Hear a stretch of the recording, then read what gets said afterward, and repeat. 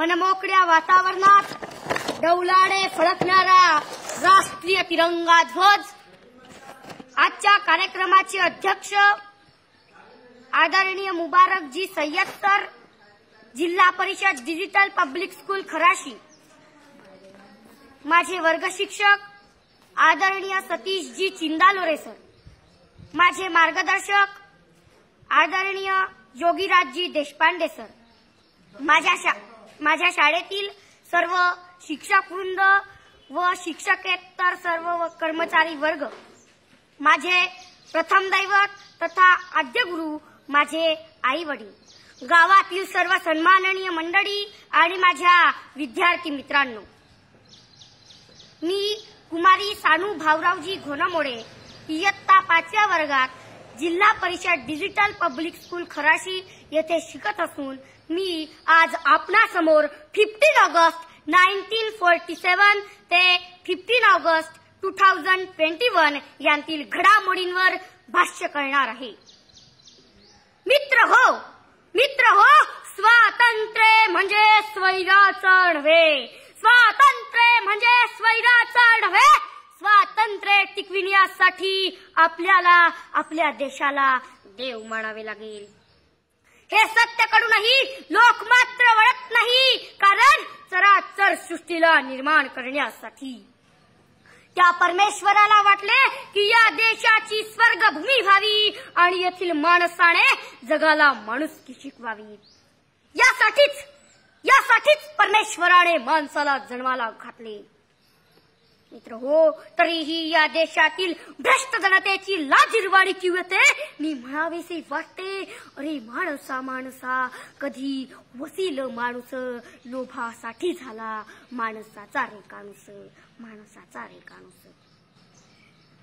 मित्रांनो, डच, पोर्तुगीज आणि शेवटी इंग्रजांच्या गुलामगिरीतून भारत मातेला मुक्त करण्यासाठी स्वतंत्रतेचे भरतभूमीचे स्त्रोत म्हणत सागरात उडी घेणारे स्वातंत्र्यवीर सावरकर, तुम मुझे खून दो मैं तुमको आजादी दूंगा असे म्हणणारे नेताजी सुभाषचंद्र बोस, स्वराज्य हा माझा जन्मसिद्ध हक्क आहे आणि तो मी मिळविणारच असे म्हणणारे लोकमान्य टिळक, राजगुरु सुखदेव भगतसिंग आणि असे कित्येक स्वातंत्र्यासाठी फासावर जाणाऱ्या भारत मातेच्या सुपुत्रांना माझा कोटी कोटी प्रणाम।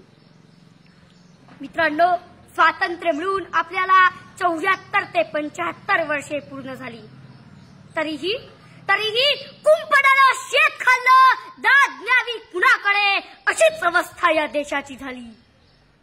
धर्म, पंथ, जात, प्रांत, भाषा भेद आणि प्रादेशिक राजकीय पक्ष अशा प्रकारचा कर्करोग म्हणजेच कॅन्सरची बिमारी अर्थात कुटनीती या धूर्त संधी साधू राजकारण्यांनी फैलावयाला सुरुवात केली आणि याच कारणाने भारत मातेचा एकसंघ चेहरा डागाळतो की काय असा यक्ष प्रश्न निर्माण झाला।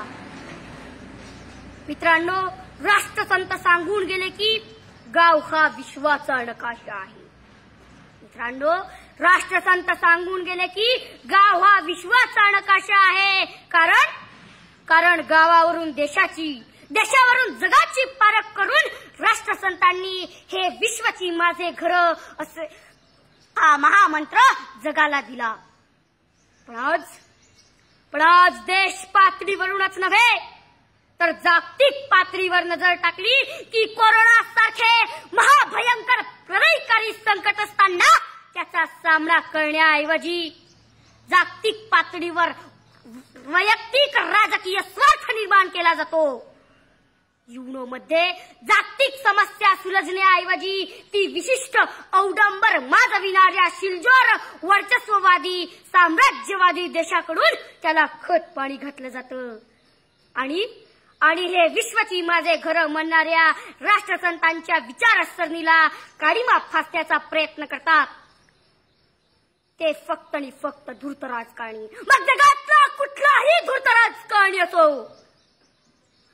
पण लक्षात ठेवा धूर्त राजकारण्यांनो, घटनेने दिलेल्या एकमेव औषधाने आम्ही भारत भूमीचे तुमचे भावी सुपुत्र या देशाचे एकही शकले पडू देणार नाही. मग तो चीनच्या सीमेचा प्रश्न असो, पाकिस्तानने केलेले वारंवार आक्रमण असो, किंवा कुलभूषण जाधवांसारखे नेदरलँडच्या आंतरराष्ट्रीय न्यायालयातील विजय असो, हे व अन्य प्रश्न हे आमच्या प्रामाणिकपणाचे द्योतक आहेत. आणि म्हणून कवीने म्हटले आहे, ये देश है वीर जवानों का, ये देश है वीर जवानों का, अलबेलों का मस्तानों का. ये देश है वीर जवानों का, अलबेलों का मस्तानों का. इस देश के यारो क्या कहना, इस देश के यारो क्या कहना, ये देश है दुनिया का गहना, ये देश है दुनिया का गहना. बोलो वंदे मातरम, वंदे मातरम, भारत माता की जय, तिरंगे झंडे की जय, भारत माता की जय. धन्यवाद.